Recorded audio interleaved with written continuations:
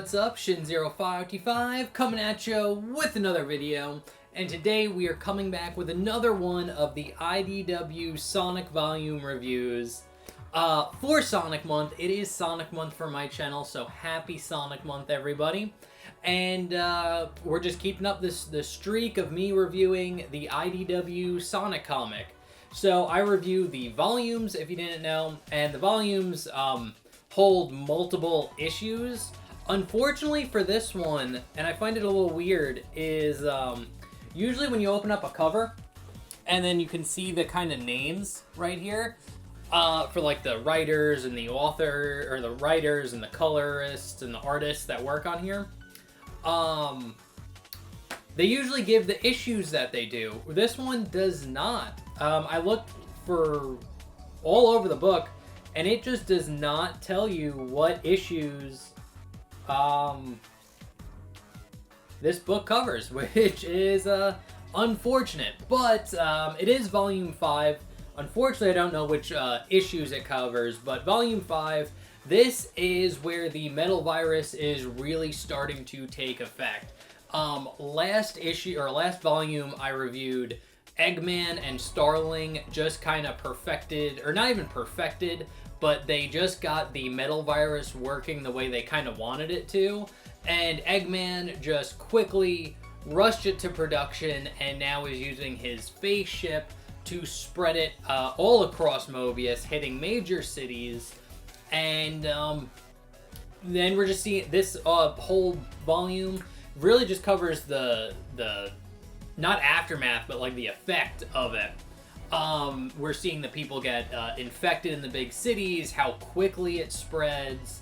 And honestly, like, I have to say, this metal virus arc idea is a great story idea for Sonic, because it's perfect. It's the perfect way to do like a zombie story, because they're not like turning dead permanently. I know, because I've actually finished this arc, they do eventually find a cure for the Zombot infection.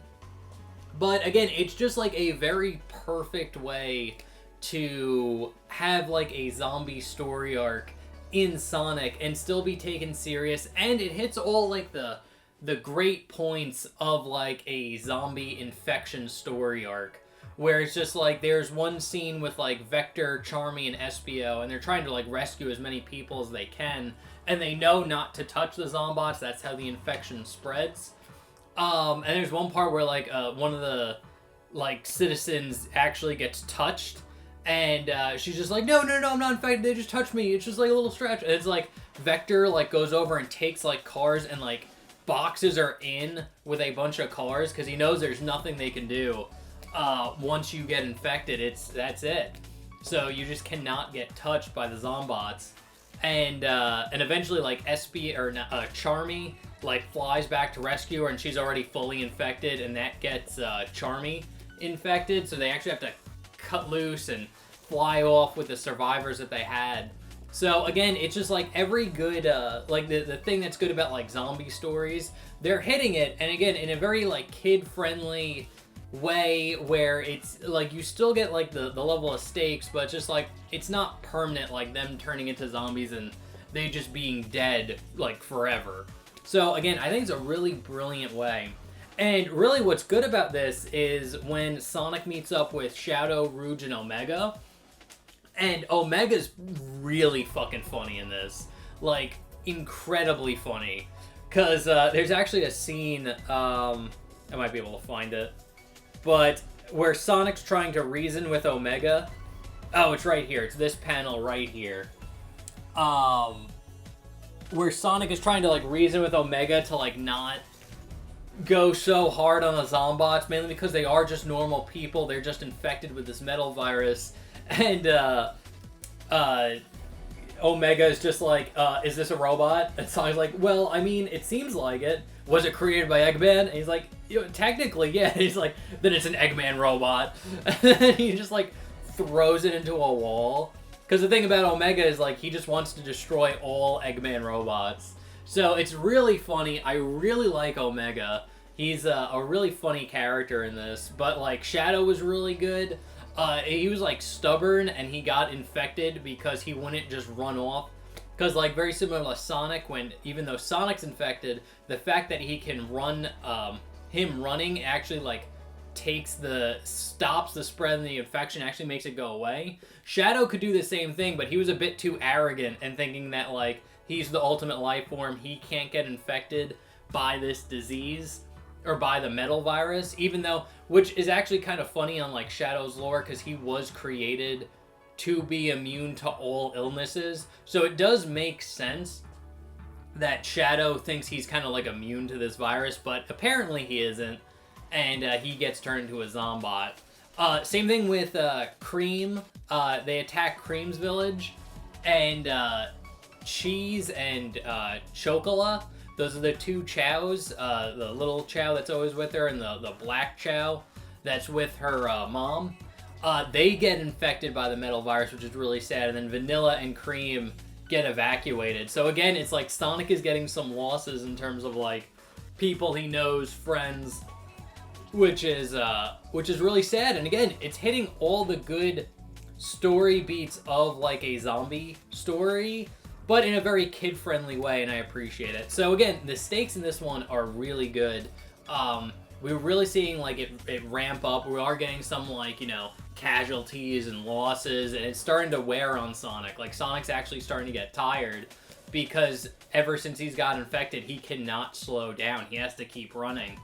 But they do point out Sonic is taking little cat naps, like, off screen, just to, like, kind of keep his energy up, because he can't take, like, a full-on rest.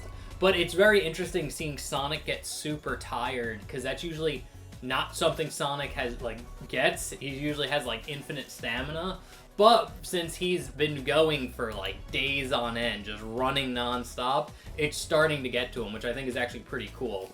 So, yeah, anyway, I think this is a great book, a good volume. I really do like this story arc. It's solid.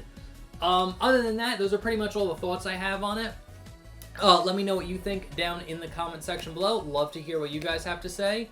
Other than that, enjoy the rest of Sonic Month, and I'll see you in the next one. Okay, thanks, bye. Later.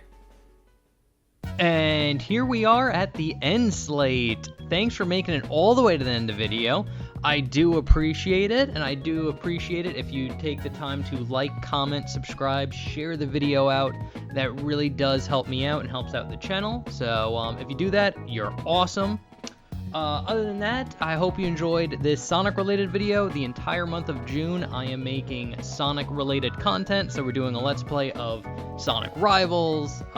Every Sunday, I'm doing a Sonic How to Draw video. We're doing the Sonic Adventure Complete stream Monday and Fridays, so we are just killing it with Sonic content. So if you enjoyed